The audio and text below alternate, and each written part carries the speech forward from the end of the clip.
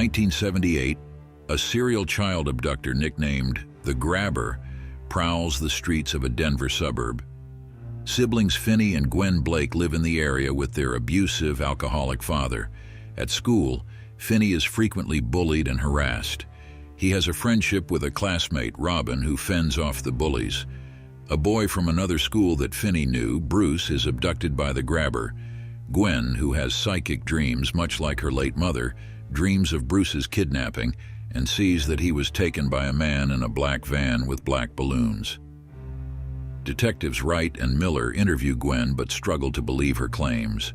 The Grabber abducts Robin, as well as Finney days later. Finney awakens in a soundproofed basement. On the wall is a disconnected black rotary phone that the Grabber says does not work. Later, Finney hears the phone ring and answers it.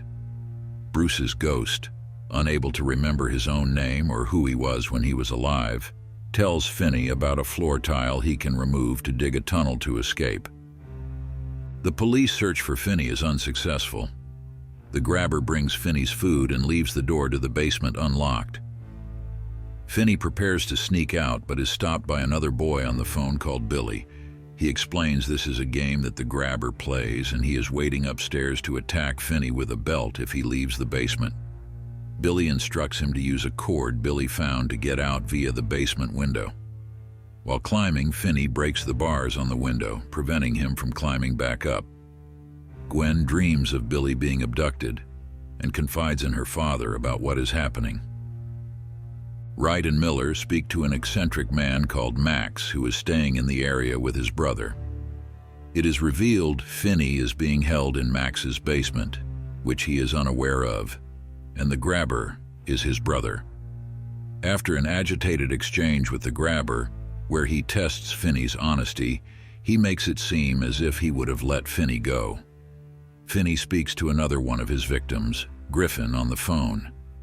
Griffin shows Finney a combination to a lock and informs him that the Grabber has fallen asleep upstairs. Finney sneaks upstairs and unlocks the door, but the Grabber's dog alerts him of Finney's escape. Finney flees down the street but is recaptured.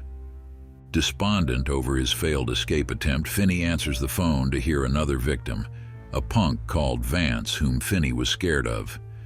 Vance informs Finney of a connecting storage room he can escape through if he breaks a hole in the wall and exits through the freezer on the other side of the wall. Finney creates a hole with a toilet tank cover and enters the back of the freezer, only to discover that the freezer door is locked. The phone rings one more time with Robin at the end of the line. He comforts Finney and encourages him to finally stand up and fight for himself. He instructs Finney to remove the phone receiver and pack it with the dirt he had dug up to use as a weapon.